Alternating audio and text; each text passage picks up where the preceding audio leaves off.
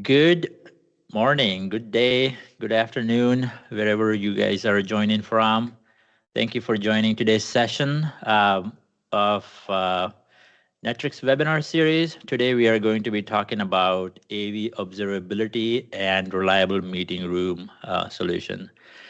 We are very excited to talk about this session today. This is something which is very near and dear to my heart and Mike's as well. We are working with a lot of clients, different meeting rooms, different technology, complex, simple, from all over the place. So happy to discuss with you all today on all the lesson learning and how we are helping clients gain most of their meeting room investments. So without further ado, let's get into it. Today's agenda, we're going to do a quick introduction, then we're going to take a little recap of what the new normal of meetings are in today's day and age, because I think it's important to set the stage to talk about the meeting rooms in today's. Then we are going to look at some of the common pitfalls that we are seeing in the market from different client. And these are going to be categorized by end user, technology, management, so all different lens on what are some of the pitfalls. Then Mike is going to talk about the real cost of room disruption. That is very fascinating. This is something we don't even think about when we are dealing with technology, but it's got a much greater impact, and we are going to discuss that. Then we'll talk about some proactive measures that we are doing for our clients, and then go into how Netrix is helping, what we can do, how to contact us, and then we are going to wrap it up with some Q&A. So pretty packed agenda for today's session. So let's get started. Introduction. So I'll introduce myself. I am one of the field CTOs here at Netrix, focused on digital workplace practice area. So digital workplace includes all of the audio, visual, meeting spaces, contact center, omni-channel, all things collaboration is kind of like the department I work in. I've been with the company for over 8 years now, based out of Milwaukee, Wisconsin. And I am joined by Mike Gleason over here. I worked with Mike for too many years.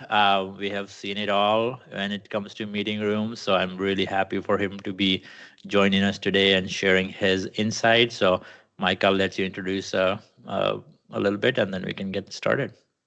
Thanks, Sat. Yeah, it's awesome to see you as always, and always love doing these webinars with you. So I'm Mike Gleason. I'm the CRO of Uteligy. We are based out of Petaluma, California, and work with a lot of enterprise clients in the space and a lot of MSPs like Netrix. So excited to talk about what we're seeing in the marketplace today, and how we partner with Netrix. Excellent. Thanks, Mike. All right. So let's talk about the new meetings or new normal of meetings. I'm sure everybody here is in too many meetings at times, so we all know what meetings are, but how has the meeting evolved, right? So in the last few years, with pandemic, a lot of things have changed. The new normal of meeting that we are seeing is more of a hybrid in nature, right? So I'm sure you all experience this on a daily basis in your organizations. There is always a remote attendee, one or more, right? So no longer when we talk about meeting technology, you cannot just think of a rectangle room with a table and all the people around it and call it a day. Now it has to be inclusive. The remote participants have to be seen, they have to be heard, they have to be part of the meeting room itself, right? Like as if they were there in person. So that changes a few things, right? That changes the technology we put in, that changes how people interact with it, that changes how we make sure those technologies work when we have to use them and everybody is able to collaborate seamlessly. So with that, a couple of meeting types that I'm going to talk about. is something that we deal with on a daily basis here as well. Hybrid staff meeting. So this could be a weekly meeting, a regular cadence meeting where people get into a conference room. There's always sometime people remotely joining. So, think of maybe a project status meeting or a deployment meeting where you may have people from international offices joining if you're a global company in nature, or if you're working with partners, they could be joining from different partner offices or remote or offshore, right? So if you're working with offshore countries, staff meeting, very common thing. Again, everybody needs to be seen and heard in those meetings, very important. Then we have client meetings. So these are executive presentations. I think Mike and I do this a lot, where we have to go into client conference rooms in person or remote, again, depending on the availability and circumstances, and have to present a solution. We have to present, budget, and the expectation is everything has to work flawlessly. So it is really important. If those meetings don't work, it has a direct impact of a loss of business, for example, right? Then there is an ad hoc meeting in nature. Many times people go into the office, they have an idea over lunch or something. They're like, all right, let's go grab a conference room. Oh, and by the way, Mike is remote. Let's add him to the call, right? So all of a sudden, an idea turns into an ad hoc meeting, and then we are adding people from remote offices or remote work from home employees.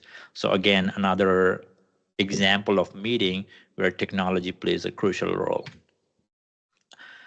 And then the biggest of all is executive meetings. I mean, these are the meeting of the meetings, right? So these are high stakes meeting, leadership meetings, SLT, ELT, CEOs, CTOs joining this meeting, talking about company strategy, financial, critical decisions, M&As, all kinds of things.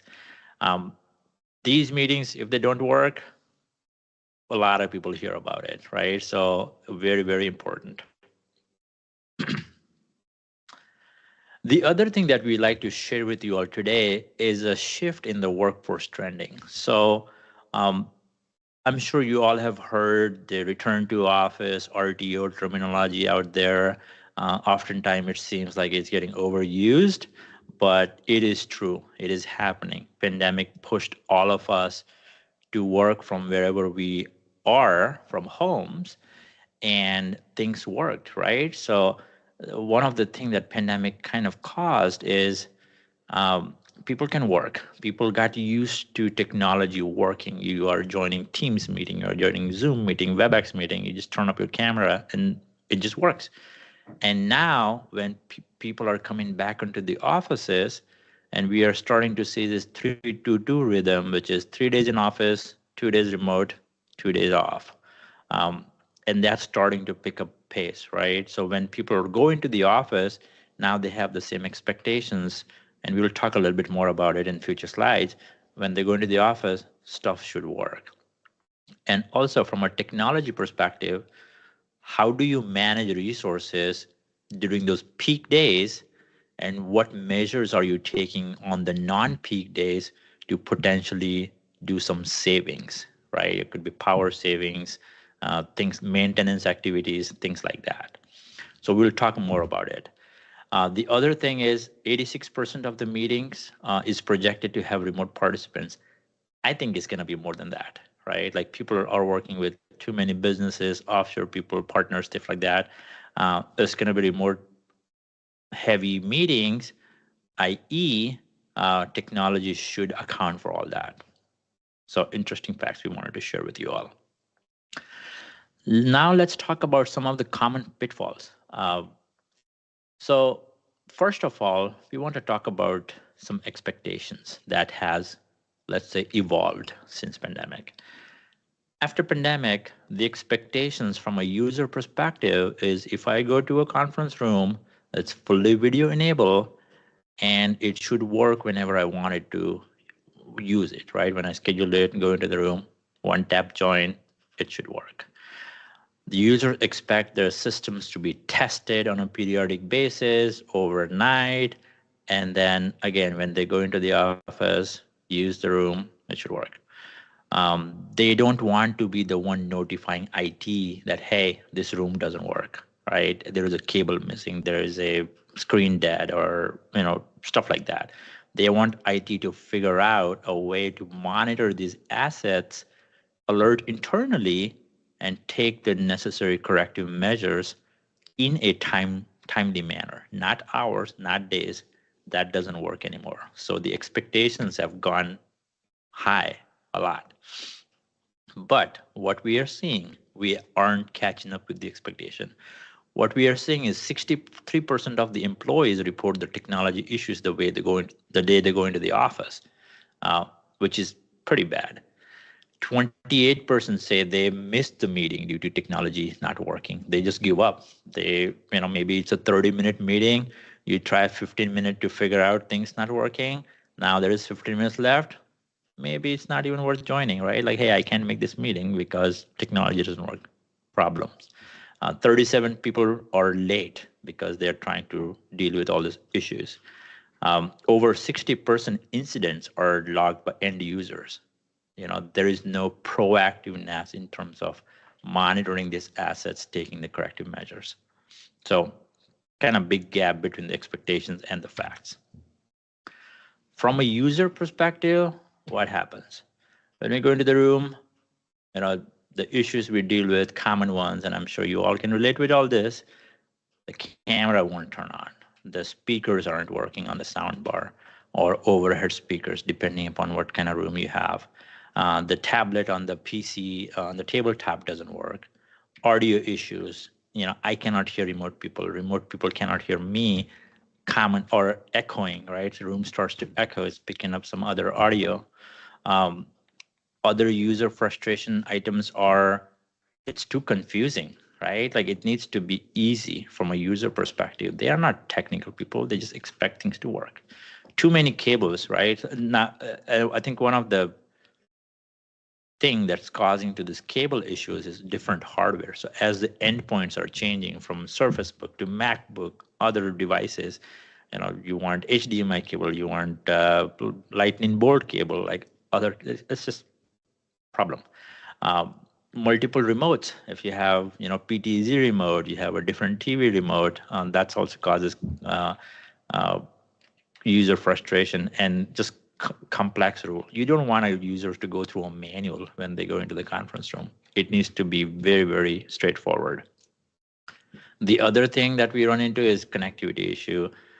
Content sharing cable missing, outdated driver, maybe the tabletop is not talking to the camera. If you have multiple camera for speaker tracking, that's not working, right? So those are all problems. Ghost meetings still happens. Ghost meetings. Lack of standardization. If you are global, or if you have a lot more offices, standardization becomes a problem. If users travel, they have different interface, different feel, and even from an IT perspective, the more flavors of rooms you have, the harder it's going to become to operationally manage all these assets. So lots of issues, something we all experience. Now, if we look from a management perspective of it, so we saw the expectation, we talked about the end users. Now, as an IT, what are the challenges that we deal with? The biggest pain point we hear is there is no single pane of glass for me as an IT administrator to see what is happening across my conference rooms, across all the components I have deployed in the room. Because these rooms are complex, right? Like, we have sound bars, we have TVs, we have cameras, we have sound masking, we have overhead speakers, room panel, the list goes on. And there are multiple vendors involved, and they all have their own different tools and different ways to alert things. So for me, I cannot be functional with so many different tools. I need something I can look at one pane of glass, tell me exactly what's going on to make my life easy so I can serve my users properly in time. Lack of self-healing capability. This is huge. And Mike is going to talk about a little bit more about self-healing. There is literally no automation, right? And that's a big problem now in today's day and age. there are ways we can take we can make systems take corrective steps to self-heal a lot of issues, right? Like how many times you go and unplug and replug a TV and it just starts to work. So, there is more to come on that. It's a big one. Automation, right? Like no longer it's feasible for Joe to run across 30 rooms and make sure all the rooms are working properly, right? Like we have ways to automate that, and we will touch more on that in coming slides. Like I said, multiple vendors in room, fragmented alerts. It ties straight back into the single pane of glass that I talked about earlier. So those are the challenges, and what the facts are is issues are usually employee discovered. That's just bad, right? Like it just people lose confidence. They'll avoid using rooms. Not a good thing. Management lacks clear understanding on ROI. I'm building all this room. I'm putting all this technology. What is happening? Why am I having all these issues, right? So my IT becomes, we get put in this corner where we don't have a good answer to some of these questions, and we'll touch more about that a little bit. An experience, right? So whether users may be home, going to the office, the technology needs to just work. Unstable meeting room have a lot of side effect from a user perspective, and Mike is going to touch here in a little bit in the next section. So I hope that was helpful. I hope a lot of that you were able to relate, because these are real problems we are all dealing with, and we are very excited to talk about what's next coming up. So with that, I'm going to transition to Mike, so you can talk about the real cost of disruptions. Take it away, Mike. Thanks, Sat. And I think you did a great job really walking through what is our new normal today. How are we working today? How has that changed over the last couple of years? What are the common pitfalls that people fall into? I'm going to talk about what are the hard dollars that it's costing you when these room disruptions happen? What are the statistics behind it? And then how do you go from a reactive to a proactive stance to really put yourself in position to make IT look like the champions here and provide the best experience possible when you're having meetings? And so when we look at the real cost of room disruption, kind of break it out into 4 segments. So lost productivity. We've all gone back in the office and we go into a room and someone's trying to figure it out. They can't get the TV on. We hitting the tablet. Things aren't working. Most of us give it about 3 minutes. Someone runs and gets IT, and everybody says, we got to get out of here. So when you look at the small delays, these compound into large losses. You could be having a client on the other line, and you're like, hey, we're having a problem. I'm going to run to another room. You also have problems with underutilized investments. Companies are spending all these money bringing people back to the office. Class A buildings, they're paying a lot per square foot. If you go back into the office and these rooms are not working, or you don't have observability into what's going on with them, these meetings can be very, very expensive. And the last thing a CFO wants to see is, hey, I want to understand what we invested in with our AV equipment. Can you give me some insight into what's the occupancy compared to the capacity for these rooms? Sat mentioned ghost bookings. So if someone's booking a room and they're not there, I want to know those types of facts. I want to know if we've got 10-person conference rooms, are there 2 people in there? These all come back to hard dollars. If you're not utilizing your space correctly and keeping it up and running, you're going to have an underutilized investment.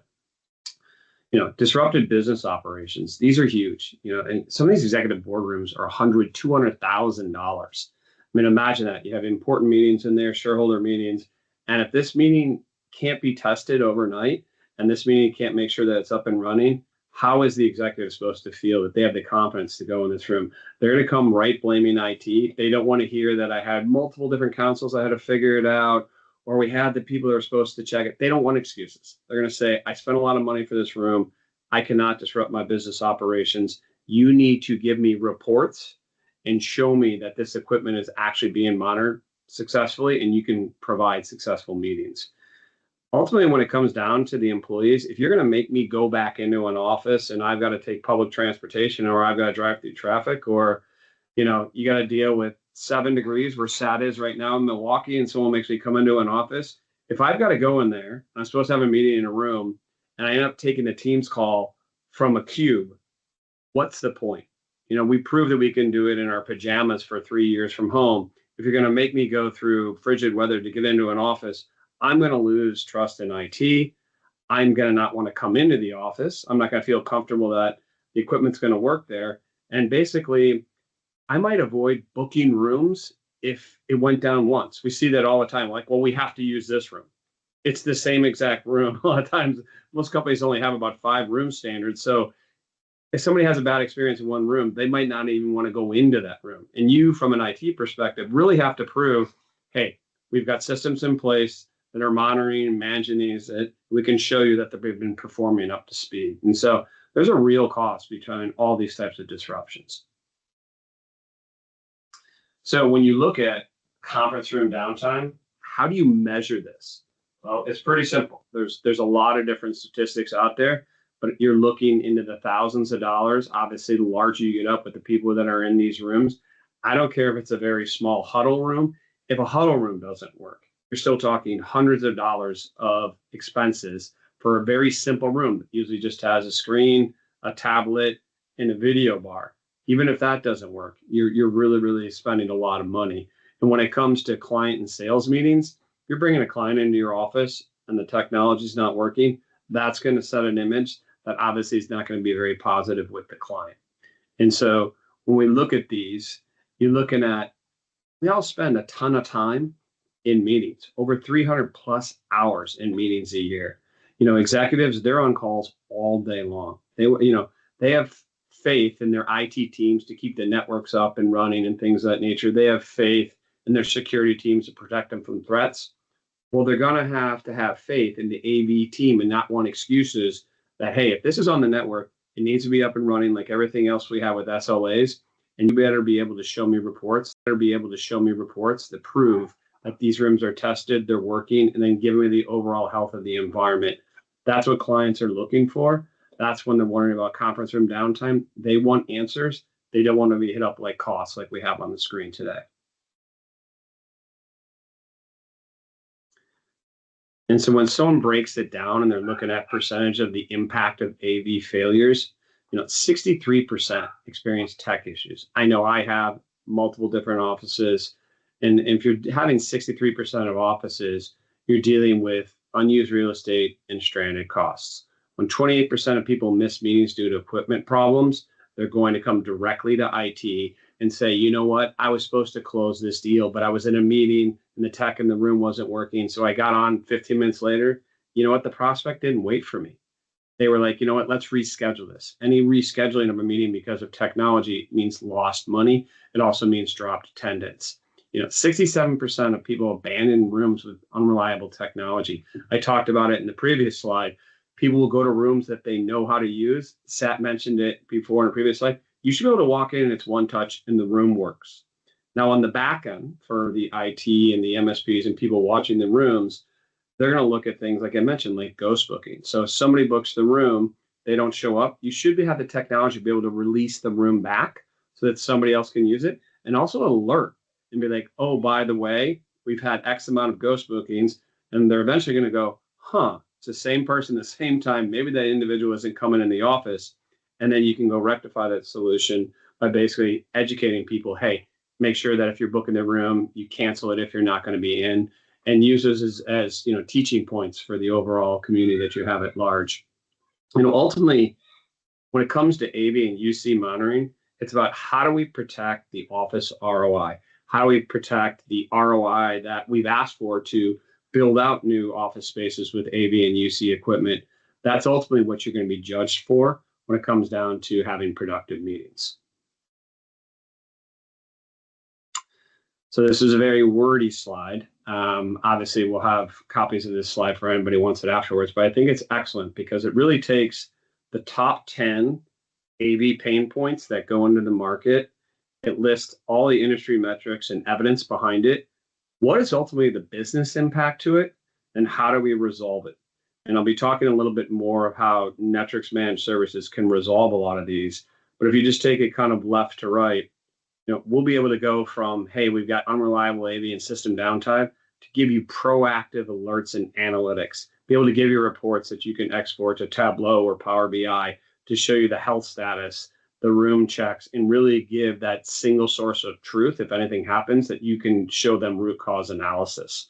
And I talked about that a little bit when it relates to centralized management. A lot of people today have portal fatigue. What does that mean?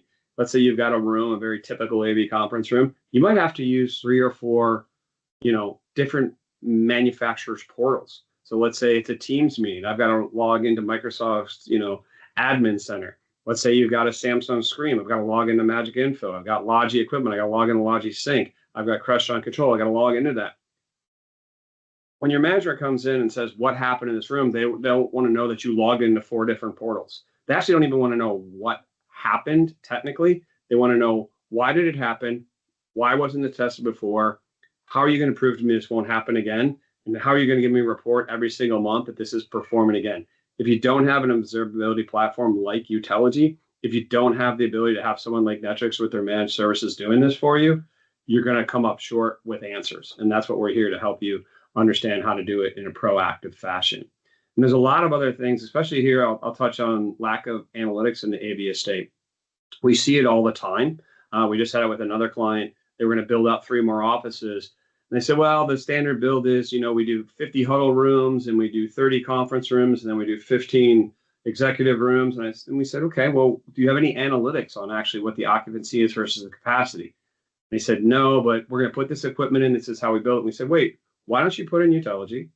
Let us show you actually how it's being utilized. And the data that came back blew them away. Like, they're so used to building 10-person conference rooms. And what they saw, that the 10-person conference room average capacity was 3 people. Occupancy was 3 people. And what they realized was, we have capacity of 10.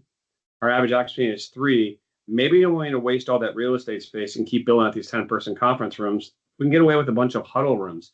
That's the important aspect of how to use data before you do refreshes or build out new spaces, using tools like Utelligy to give you the data, and then using the expertise of Netrix engineers to consult with you and say, hey, listen, let's use the robust usage and performance analytics to help you design the next space before you just do what you've always done.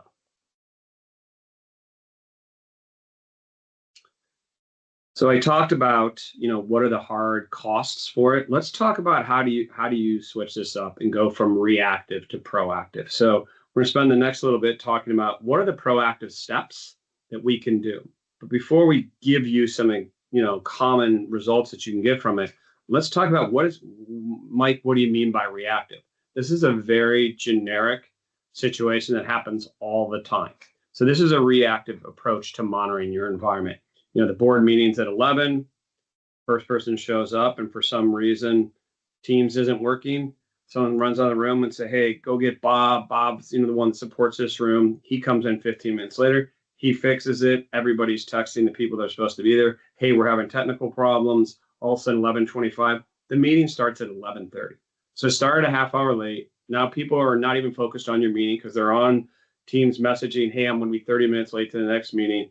We're talking about thousands of dollars were just wasted because there wasn't any type of proactive check of that room. Or what we see in a lot of places, they will have multiple employees that have to walk around with clipboards and go through a simple 10 to 15 point check. Hey, I'm going to turn on the mics. I'm going to turn on the video conference. I'm going to launch a Teams call. They're doing all this manually and have to come in at 6, 7 in the morning. And then if something's wrong, they're going equipment by equipment trying to fix it. There is a better way. So let's talk about how do we make this proactive. And so what is a proactive approach? Well, what you do is you run an automated room testing script at 2:30 in the morning, and it will see and will go through the same scripts as if someone was walking in the room with a clipboard. Utelligy is going to test all these different functions. And let's say, oh, it recognizes that it can't actually launch a Teams call. We also have the ability to do self-healing. So the room and the technology will know that, hey, if something's gone outside the standard configuration, let's flip it back to the base configuration and try it again. So here's an example. Teams didn't work. We did a self-heal, and then we ran some more tests, and then we recheck it at 3 a.m. The board meeting goes off at 11 a.m., and everything worked great. And the good thing about the overnight automated room testing, let's say you've got 100 conference rooms, You'll get an email after the test is done. Hey, 98 passed, 2 didn't. Here's the offices where they're located. Here's the rooms where they're located. And actually, here's the piece of equipment that didn't pass the test, so that you know moving forward, if you have to have someone go physically there because maybe the equipment died, you know exactly where to go to. You're not running into, well, I heard the room died, and you start going from piece of equipment to piece of equipment. So there is a better way. So when we break it down and we talk about what are the different attributes of a modern managed services for meeting spaces, what are the proactive things you're looking for? Number one, the room analytics. I talked a little bit about before. How do we give that insight to the workplace strategists you work with, or the CFO, or anybody else that wants to look at the data and say, are these rooms optimized for the amount of people that can be in them? Are some over capacity or some under capacity?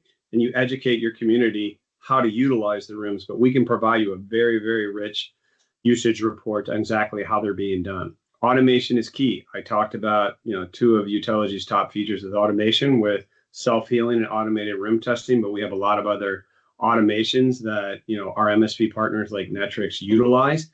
They're checking and making sure the rooms are ready. That gives the confidence to the rest of the employees. They know that they're being checked overnight. They have confidence that they'll be worked. And if all of a sudden one isn't working, they'll actually get notified before they're even coming to the office. Hey, we tried to remotely troubleshoot it. Looks like something might have died in the office. We've already got a truck roll on the way. Move your meeting to that instead of running the room and spending 5 minutes trying to figure something out and then leaving. Performance is huge. It's very interesting is on the IT side of the house, they've had many, many different network management platforms been monitoring performance, detecting issues. It's a very common thing. In the AV world, it's a newer concept. So you'll now be able to deliver performance metrics to show how the equipment's working, manufacturer by manufacturer, room by room, at all different hours and all over the globe. When it comes to alerting, no longer are people going to accept that, well, I got an alert 30 minutes later and, we already moved to a different conference room. The good thing about Utility is we connect directly to the device. So we're not reliant on the Microsoft Cloud or other things of that nature that are waiting to hear back from the manufacturer what's going on. We'll know immediately because of the drivers that we've built. This is down, and you'll get an alert and someone can get on it right away. Most of the companies we work with, we've reduced their mean time to detection, mean time to resolution by 80% by leveraging our tool. Management is key. You've heard me talk about single source of truth, giving the client an understanding of everything that's going on. And I'll be showing a dashboard here in a little bit. Self-healing, we talked about that. That's obviously a key feature to make sure that rooms are up and running. Power savings is huge. If you're a company that has ESG initiatives and you really want to make sure, even if you put a screen to sleep, it's still using 30% of the power. What if you could actually shut down all of your equipment when it's not in use and be able to save all that money on your power savings and actually be able to report it on a daily, monthly, yearly basis? And I'll show you some examples of that in the next slide. So you have all these cool features, all these different things that can actually take you from reactive to proactive. But what if something does die? Have faith that, Netrix is a global company. They'll be able to roll the truck with an SLA and get there and fix a problem. But the good thing is, since they're monitoring the rooms overnight, they'll know if something died before anybody even comes to the office, and the truck will ought to be rolling. Instead of other MSPs that are not using these tools, they have to wait for an alert to happen or the client to call them. Then they'll be like, we'll be there the next day. If you're looking for somebody that does modern managed services, you should expect that they have a proactive system in place that's monitoring and they can react right away. And you heard me talk about the advisory services. Netrix has phenomenal engineers with Sat and his team that can sit down with you, decipher the data from Utility and be like, okay, before you build these new offices or you refresh your entire AV estate, let's give you some insight on how the equipment's been performing, the rooms have been performing, and then help guide you through how to design the new space based on actually what your baseline is today. So these are all very key attributes of what a modern managed services looks today and what you should look for in a partner. So I talked before about the dashboards. This is a great example of a dashboard. You'll be able to see everything from your asset inventory to the rooms that are online, rooms with alerts, how many rooms that you have today in your state. Right in the same dashboard, you can see your active alerts. I talked about power consumption. this is putting out what is your real power savings, and you can actually take that and put that in real dollars, and then let your management know that, hey, since we've implemented a tool like Utelligy, we've been able to save X amount of dollar on our power savings on top of all the other benefits that we're receiving from the platform. As we look at another dashboard here, we're going to go from just your general dashboard down to the manufacturer level. We hear it all the time. Oh, this new product came out from X manufacturer. Or, oh, we've got a bunch of rooms that aren't performing, so I want to move to manufacturer Y because these aren't performing. And procurement will say, okay, do you want to just buy shiny new toys, or you just want to upgrade the equipment because IT wants something to play with? Or do you have any hard data why we should move from one manufacturer to the other? With our platform, we can actually show you, here's all the equipment within our state. How is it performing? So if you have Samsung monitors in some locations, you have LG in another, you'll be able to see how they're performing against each other. If you have Poly rooms in some of your locations and Cisco rooms in the other, and you want to move to one platform or the other, you'll be able to say, okay, I'm going to put them head to head and show you exactly how they're performing. Most people just upgrade when something breaks. You'll now be able to take this data, go to procurement and say, I actually have the data to back it up, why we want to do this upgrade or why we want to move to another provider or another manufacturer. And this is a little more granular where we're looking at, okay, what is the alert by device per room? So if you're starting to see trends, hey, we're trying to understand what technologies people are using in each rooms. Are they using wireless? Are they using wired? Are they using video? Are they using audio? One of the best examples, we had a client that rolled out 330 conference rooms, and they built this very, very nice marketing room, had all the greatest immersive technologies in it. And then a couple months after we were monitoring it, they said, hold on a second, what is that stat? And they were looking at it and they go, oh my gosh. And they started laughing and we were like, what's going on? They said, the marketing room, 95% of the calls you just showed us are audio only. So either we did a bad job of not educating them how to use the audio conferencing and all the other technologies, or they overestimated what they used the room for. So now we can go back to them and say, hey, let's show you the room. Or if you're just going to do a voice call, here's another conference room you can go to that is audio only. Please don't use an expensive room like this if you're not going to have an immersive meeting. These are real world data points that Netrix can help you with to make sure that the investment you spend on the equipment and how you design the rooms, that you're actually using the technology. And if it's not being used for the right purpose, it can help educate you. How do you get better user adoption for these rooms? So at this point, I'm going to turn it back over to Sat to round us out. Thanks, Mike. That was a lot of good information to unpack, right? And I hope everybody's able to relate it, right? Like in today's day and age, data is the king, right? So anytime we can back data-backed decision, that's gonna make everybody's life easy, right? Like there is so many cool things that we just talked about that Netrix can provide you as a managed services. All the proactive, take the headache away, give single pane of glass, is taking self-healing. And the nice thing is we are able to provide report that these many incidents were logged and these many incidents were self-healed, right? Like that right there is a good business case, right? So a lot of the time clients are like, hey, how do I justify this cost? Things like that. But when we kind of like put those comparisons and put the dollar amount next to it, like even when it comes down to power saving, I mean, then that in itself is more than enough to cover, the operational cost of the modern managed services, right? Like every time Mike's talked about the power saving, I always think of like whenever I'm driving through downtown, all these pretty glass buildings and all the screens are lit up at 9, 10 o'clock at night. I'm sure nobody's there taking a meeting at the time, right? So like when we take, all these towers and the amount of power, I mean, that is a big deal. That is a very, very significant dollar that companies are paying for nothing. It's a waste. It's a waste of energy. It's a waste of resources, and we can help protect all that and give you that visibility. So, I think we did a good job of covering all the key features. There is so much more to it that we'd like to discuss. Obviously, can't fit all that in the webinar, but just wanted to give some initial preview of it. So to round it off, right, the managed services, what we are calling it is a modern managed services. The reason, because the traditional managed services is not sufficient, right? And here are some reasons why. Um, the traditional managed services, we have 24/7 SLA to get somebody on site to rectify, right? Like the AV resources are not available every day, all day on site, right? So there is a lag, and again, time is the king, and time is important. So traditional managed services doesn't really work.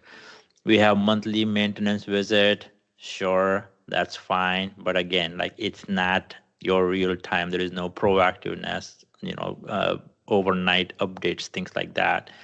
You have a knock full of people looking at screens. Alert comes in. Maybe they're monitoring those five, six different tools from different manufacturers. There is no correlation, right? So it's like all disjointed, fragmented data, a lot of noise without any kind of like concrete incident and resolution with it. It's just like, hey, your XYZ is down, and then dispatch somebody next day. And by the time the person shows up, it may be too late. Call us anytime hotlines. Again, right? You call them, then what? Right? Then you wait. And then you wait. And leadership is getting annoyed because things doesn't work.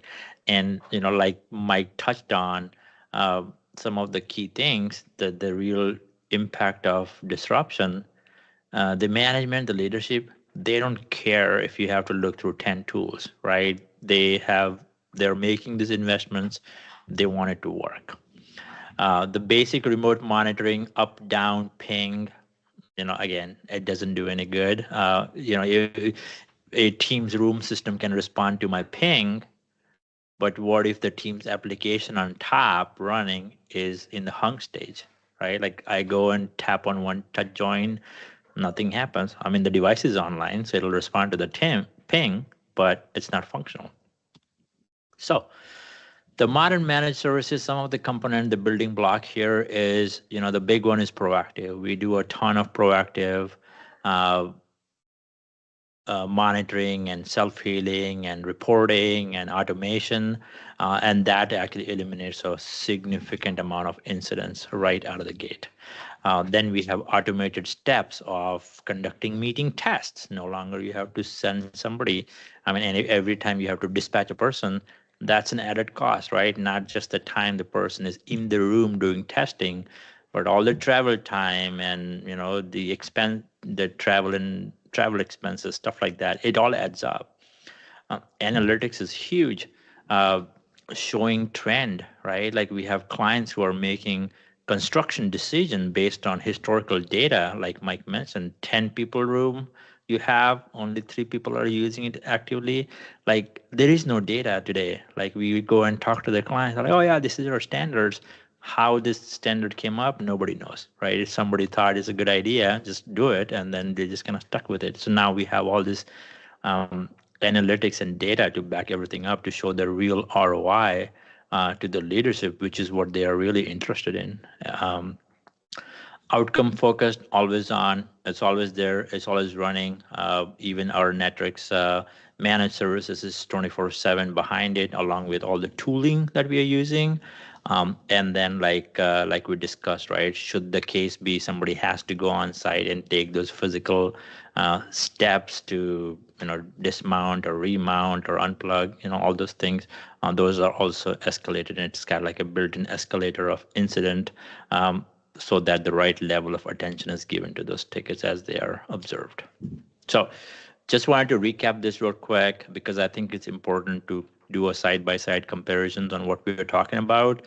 No longer is a traditional managed services. There is a lot more to it, and we'd be happy to have a more focused discussion on it. So with that, I think We have a couple of questions pop up here, Mike. Let's look at a couple of them, and then we'll kind of close out this this webinar today.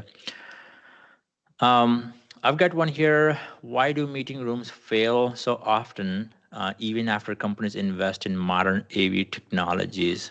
Let me take this one. So, the modern room meetings includes modern technologies, right? According to the questions, modern technologies also means there are multiple vendors involved, right? So when we have more components all working together, most of the time, it's not due to the hardware. It's a lack of observability, right? It's lack of proactive monitoring.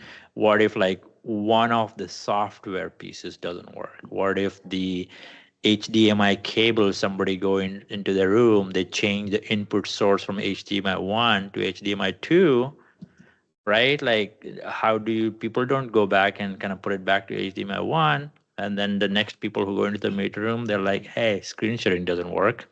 But we have this proactive monitoring and observability where we can take those measures and switch the input back to where it needs to be, right? So it's the technology is there, the assets are there, but it's the big thing is how do you monitor it, observe anomaly, take the corrective measures to keep them updated. Just because there are so many pieces involved, observability, monitoring, and proactive measures is so much more important in those scenarios, which is exactly what we are solving for clients. Oh, I have this one here, Mike. I think this is a good one for you, something we hear quite a bit. We already have Teams, Microsoft Teams Room Pro. Why do we still need observability tooling? Yeah, we hear this all the time. You know, using Pro Portal, using Admin Center. It's really 4 reasons. Number one, if anybody's used it before, they know Microsoft's infamous for alerts coming in sporadically or 10 minutes late, 15 minutes late. The difference is with Utelity, we're connecting to the device. We're not waiting or having to deal with Microsoft's cloud. So we're giving you, you know, if something goes down immediately.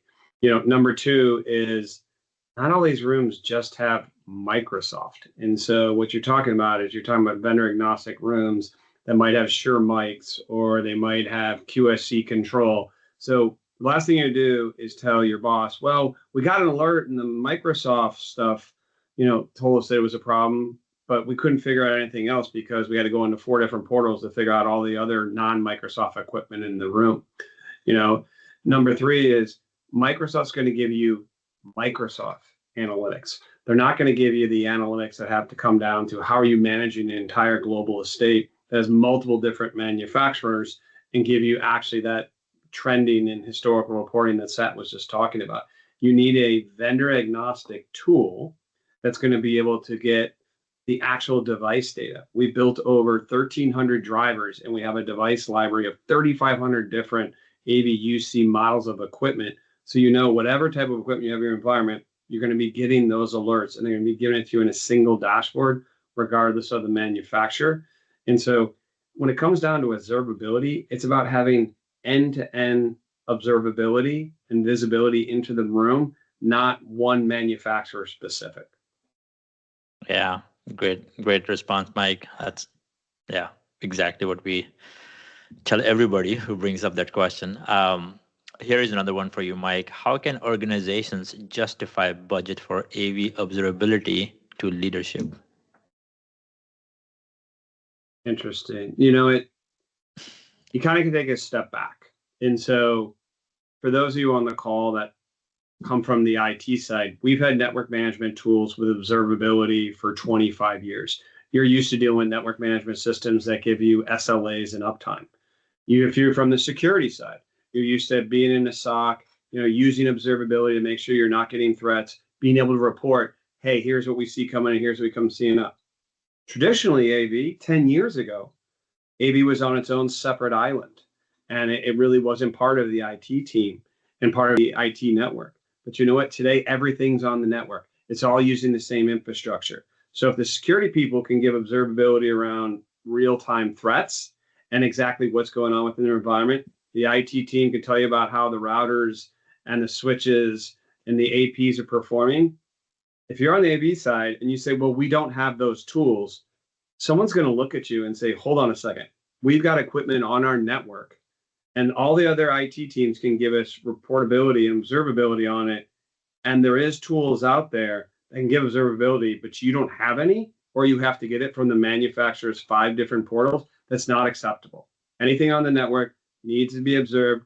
It needs to be given immediate mean time to detection, mean time to resolution. You need a platform that can actually show them the data. The standards in AV and IT have come together so that the AV world has to be able to provide these same analytics that the IT and the security folks that are also on IT are providing. So it's no longer can we say, well, AV is different and it's on its own island. It's not. Everything's on the network.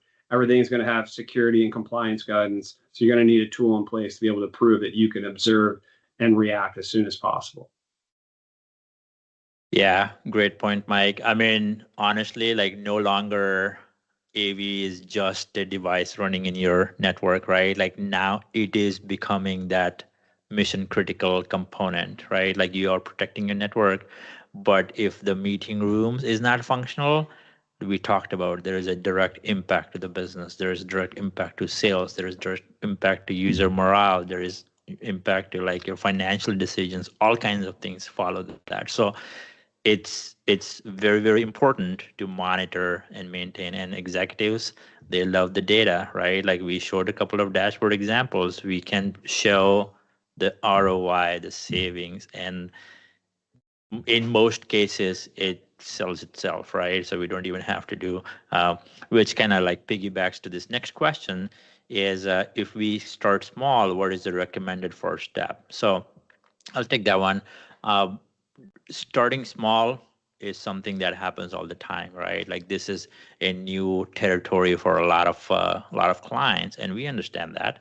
What we are doing is, we do a small deployment. We do initial assessment, collect a few rooms, right? Like maybe we don't want to start with all hundreds of rooms that you may have.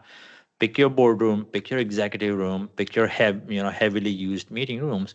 We put the managed services on it. We run reports. We have dashboards. It will start producing the data to back up your investments. And in most cases, that's gonna be enough to convince the leadership. I mean, I think Mike can agree with me. Every time we had the opportunity to do the POC or a pilot deployment, it just kind of like we don't even have to talk about it anymore, right? Like it just produces such a great result, especially with the on-site truck rolling. If that's necessary, that's covered. You don't have to go find another provider for it. If you are talking about doing any kind of hardware refreshes, all these equipments have 3 to 5 years of life cycle.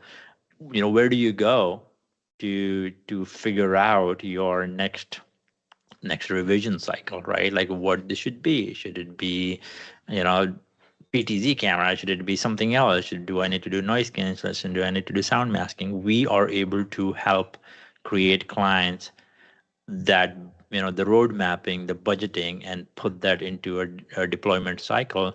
So not only we are doing all these proactive things to monitor and keep your environment up and running, and do ongoing support, as well as we are helping clients to be future ready, right? Like the camera that came out 10 years ago, that's not gonna be able to compete with what's out there today, right? We are talking all kinds of crazy things on IntelliFraming to occupancy detection, all kinds of things. Like how do you keep up with all that? So yes, that was a long answer, but yes, we can start short, and then from there it will go from there. So I think there is this one more question. I'll take that quick, and then we'll wrap it up, Mike.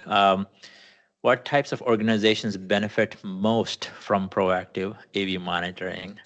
The short answer is in any organization, right? So if you don't have any kind of proactive AV monitoring, you're kind of missing out, right? Like you may not even, maybe you're not even hearing people, maybe you don't even know that room is not being used, right? Like when was the last time you went and actually checked, so you are missing out. So the point is, any organization who does not have any kind of proactiveness, observability right now, will benefit from these managed services and the tooling around it, especially if you have executive rooms, where the high stake meetings are taking place.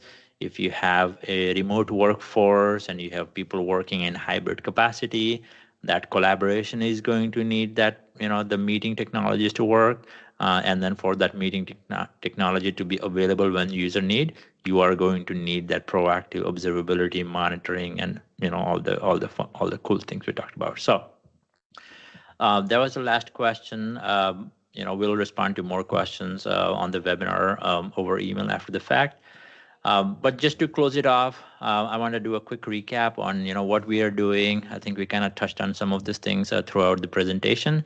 But if you are a client who already has meeting room systems, maybe it's not working properly, maybe you are unsure it's the right size, right component. There are issues for audio pickup and hearing and acoustics, all kinds of things.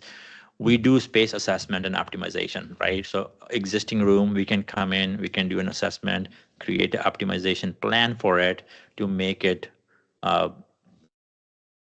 work to its full potential, right? From a collaboration perspective. If you're somebody who is looking to plan, deploy room systems, we can help design, build conference room. We work with construction companies, figure out all the walls, the ceiling, the microphone, the curtains, all kinds of things, the room panel that goes outside. So we do a ton of new design build as well. Or if you are somebody who already has a established meeting room footprint, but is missing this modern managed services layer, right? All the proactiveness, the on-site, the advisory, we can provide that layer of support on your existing meeting room stack globally. We can also do on-site support ad hoc, should that be necessary, right? Like we got boots on the ground. We certainly leverage them. Those are the people typically also involved in the design and build. So it's the same experienced staff that we have that does on-site support as well as the build. Advisory, like I talked about, right? If you are on a gear that's maybe a few years old, we want to talk about refresh life cycle, what's new, what are we missing, where should we be thinking on investing in terms of hardware, room technology, things like that. We can do that road mapping for you, and just consulting too. So if you want to do any kind of consulting, Netrix as a company, we do so much more. Like AV and UC monitoring is just like one slice of the pie. So with Netrix, you do get access to a lot more practice areas. So happy to do any kind of consulting in other areas, should that be necessary. But with that, contact us, please, please, please. If you have any questions, feel free to reach out. There is no bad questions, in my opinion. If we can help you out with any kind of, modern managed services, meeting room build, do a demo, POC, anything like that, we would be more than happy to do so. But otherwise, Mike, I also want to thank you for your time. This was really helpful, and I just love doing webinars with you. Yeah. All right. With that, we'll wrap it up. Thanks everybody for joining. We'll see you in the next one. Thank you.